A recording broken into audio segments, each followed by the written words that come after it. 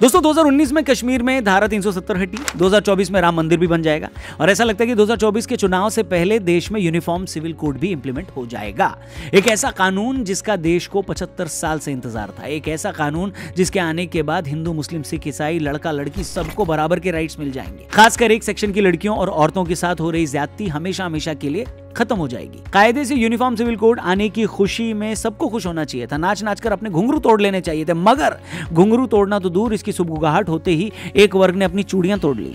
वो ऐसे तड़प रहा है मानो किसी ने उसे गर्म तवे पर बिठा दिया हो, वो ऐसे बौरा रहा है मानो दूध बोलकर किसी ने फिनाइल पिला दी हो, वो ऐसे चिल्ला रहा है जैसे पालक की सब्जी बोलकर किसी ने उसे डाई वाली मेहंदी खिला दी हो। तो क्या है यूनिफॉर्म सिविल कोड और उसके आने के बाद क्या क्या बदल जाएगा और क्यों कुछ लोग उसके आने की बात सुनकर गर्म पॉपकॉर्न की तरह फुदकने लगे? आइए आज के फनतंत्र में हम इसी पर बात करते हैं। वीडियो पसंद आए तो अपने दोस्तों से इसे जरूर शेयर करिएगा और चैनल को भी सब्सक्राइब करिएगा। शुरू करते हैं। नमस्कार दोस्तों, आप देख रहे हैं फनतंत्र, मैं हूं रौनक। तो दोस्तों, कॉमन सिविल कोड क्या है और इतने वक्त से उसकी डिमांड क्यों की जा रही थी, इससे पहले कि मैं इस बात पर आऊं, मैं आपको थोड़ा पीछे लिए चलता हूं। दोस्तों, मोटे तौर पर 3 तरह के कानून होते हैं। एक होता है क्रिमिनल लॉ, दूसरा कमर्शियल लॉ, तीसरा सिविल लॉ। अब बात यह है कि जब अंग्रेज भारत पर राज करते थे तो मोटे तौर पर उनकी 2 ही चीजों में दिलचस्पी थी। पहली कि वो भारत को कैसे ज्यादा से ज्यादा लूटें, इसलिए उन्होंने उस हिसाब से कमर्शियल लॉ बनाए और उसे सबके लिए एक जैसे रखा।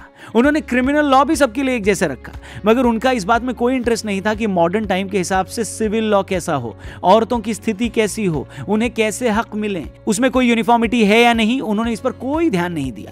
मगर आजादी के बाद जब इंडिया का कॉन्स्टिट्यूशन बना तो हिंदू, सिख, बुद्धिस्ट और जैन के लिए तो लॉ आ गया, मगर उस वक्त की सरकार ने मुस्लिमों को इसमें शामिल नहीं किया। एक तरह से शादी, तलाक, उत्तराधिकार के मामले उन्हें खुद अपने मजहब के हिसाब से तय करने का हक दे दिया गया, जिस पर उस वक्त कांग्रेस के बड़े नेता जेबी कृपलानी जी नेहरू जी से काफी नाराज हुए। उन्होंने तो नेहरू जी के इस फैसले को सांप्रदायिक तक कह दिया। उन्होंने कहा, ऐसा लगता है कि नेहरू सरकार मुस्लिम महिलाओं की स्थिति सुधारना ही नहीं चाहती। उन्होंने उस वक्त कॉमन सिविल कोड लाने की बात की जब बीजेपी का जन्म तक नहीं हुआ था, मगर इन सब बातों का उस वक्त की सरकार पर कोई फर्क नहीं पड़ा। फिर शाबानो केस हुआ, तब भी सुप्रीम कोर्ट ने पर्सनल लॉ के खिलाफ जाकर एक फैसला लिया, मगर अगेन राजीव गांधी जी की सरकार ने सुप्रीम कोर्ट के फैसले को ही पलट दिया। इस मामले पर राजनीति होती रही, मगर इस बीच लगातार अदालतें भी सरकार को कह रही थी कि भैया आप लोग ना कॉमन सिविल कोड लाओ। फिर धीरे धीरे देश की राजनीति में बीजेपी का उदय हुआ। बीजेपी ने कश्मीर से धारा 370 हटाने, अयोध्या में राम मंदिर बनाने के अलावा इस मुद्दे को भी अपना कोर मुद्दा बनाया और अब ऐसा लगता है कि इतने सालों बाद आखिरकार यूनिफॉर्म सिविल कोड आ ही जाएगा। अब आते हैं इस बात पे कि यूनिफॉर्म सिविल कोड आया तो इससे क्या फर्क पड़ेगा। दोस्तों, जब भी कॉमन सिविल कोड लागू होने की बात होती है तो बहुत सारे लोग ये हल्ला करते हैं जैसे ये मुसलमानों के खिलाफ है, उनके खिलाफ कोई बड़ी साजिश है, उनसे उनकी पहचान छीनने का कोई षड्यंत्र है। जबकि हकीकत ये है कि अगर ये आता है तो इसका सबसे ज्यादा फायदा मुस्लिम महिलाओं और बच्चियों को ही होगा। हिंदू महिलाओं को तो आज भी बहुत सारे हक मौजूदा कानून से मिले ही हुए हैं, मगर कॉमन सिविल कोड आया तो उससे मुस्लिम महिलाओं की जिंदगी पूरी तरह बदल जाएगी। इसके आने के बाद सभी की शादी की एक उम्र तय कर दी जाएगी, लड़के लड़कियों सभी की। फिर किसी भी धर्म का शख्स उस उम्र से पहले बच्चे की शादी नहीं कर पाएगा। तो इसके पीछे सोच ये है कि लड़कों के साथ लड़कियां भी कम से कम ग्रेजुएशन तो कर ही लें। इंस्टेंट ट्रिपल तलाक भले ही खत्म कर दिया हो, मगर यह भी सच है कि अभी भी ऐसे कई तरीके हैं जिससे मुस्लिम महिलाओं को तलाक दे दिया जाता है और वो कुछ नहीं कर पाती। मगर यूनिफॉर्म सिविल कोड के आने के बाद तलाक लेने का प्रोसेस सभी के लिए एक जैसा हो जाएगा और हर किसी को उसे मानना ही होगा। कॉमन सिविल कोड लागू होने के बाद मुस्लिम महिलाओं को भी तलाक के बाद अपने शौहर से गुजारा भत्ता पाने का हक मिल जाएगा। नए कानून के बाद मुस्लिम महिला भी बच्चा अडॉप्ट कर पाएंगी, जबकि मुस्लिम पर्सनल लॉ में मुस्लिम महिलाओं को बच्चा अडॉप्ट करने का हक नहीं था। बाकियों की तरह मुस्लिम मर्द भी एक से ज्यादा शादी नहीं कर पाएंगे, यहां तक कि बेटे की तरह बेटियों को भी माँ बाप की संपत्ति में, प्रॉपर्टी में बराबर का हक मिलने लगेगा। अब आप ही बताएं, किसी एक कानून से या कॉमन सिविल कोड से एक वर्ग की इतनी महिलाओं को उनके हक मिले, उन्हें बराबर का दर्जा मिले, खुद पर हो रहे जुल्म से उन्हें मुक्ति मिले, तो इसे वेलकम करना चाहिए या इसे कौम के खिलाफ साजिश बताकर उस पर चिल्लाना शुरू कर देना चाहिए? मगर जो भी लोग इसका विरोध करते हैं उनके पास विरोध करने की कोई जायज वजह नहीं है, कोई सॉलिड आर्ग्यूमेंट नहीं है। उनका बस इतना कहना है कि जो भी चीज शरीयत के हिसाब से है उसमें बदलाव नहीं होना चाहिए। वो इस बात पर आर्ग्यू करने को तैयार ही नहीं होते कि क्या आधुनिक समाज में वक्त के साथ बदलाव होना चाहिए या नहीं। वो इस पर भी कुछ नहीं कह पाते कि जब इतने सारे मुस्लिम देश आधुनिक समाज के तौर तरीकों पर बराबरी के आधार पर कानून बना सकते हैं तो हम क्यों नहीं।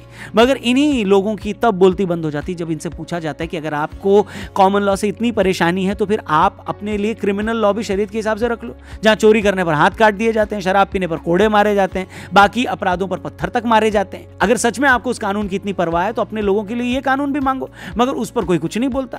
लेकिन जहां औरतों के हक की बात आती है, उनकी बराबरी की बात आती है, वहां एक वर्ग किसी भी तरह के बदलाव के एकदम खिलाफ हो जाता है। इससे ऐसा लगता है कि आपको अपने लिए तो बराबरी और सुविधा चाहिए, मगर महिलाओं के लिए नहीं।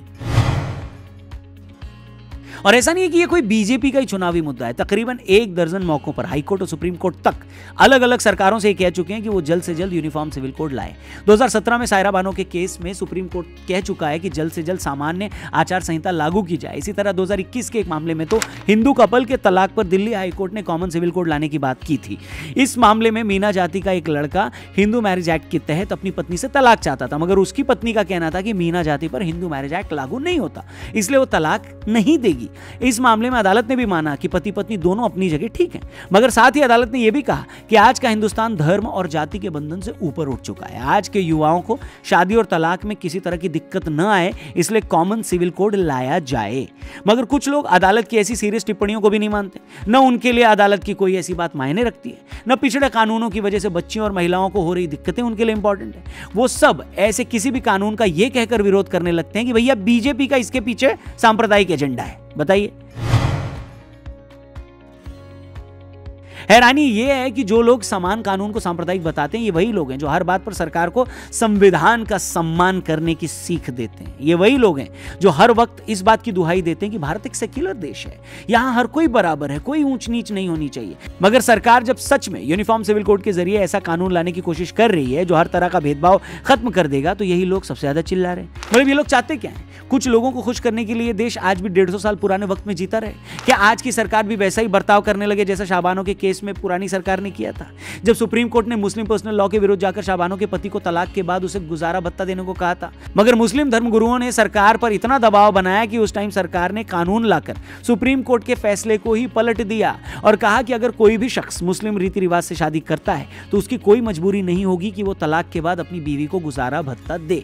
राजीव सरकार के उस एक फैसले ने भारत की सियासत को हमेशा के लिए बदल दिया। अब आप ही बताइए, क्या यह देश एक बार फिर से उसी तरह की तुष्टीकरण की राजनीति में घुसना चाहिए, या फिर बदलाव के मुहाने पर हम हैं तो उसे एक्सेप्ट करना चाहिए? इतिहास से सबक लेते हुए हमको आगे बढ़ना चाहिए। बताइए। मैं पूछता हूं, ऐसा कैसे हो सकता है कि एक देश यूं तो हर मामले में मॉडर्न हो गया है, हम कहें कि भैया नहीं नहीं मैं तो आज कार से ट्रैवल करूंगा क्योंकि इससे वक्त बचता है, मैं एसी भी यूज करूंगा क्योंकि मुझे गर्मी नहीं लगती, मैं कबूतर की चोंच में चिट्ठी डालकर भेजने की बजाय मोबाइल पर वीडियो कॉल भी करूंगा, मगर जब मजहबी बात आएगी तो मुझे तकलीफ हो जाएगी। बताइए। मैं उसे हरगिज नहीं बदलूंगा, फिर चाहे कोई कुछ भी कह ले। हैं?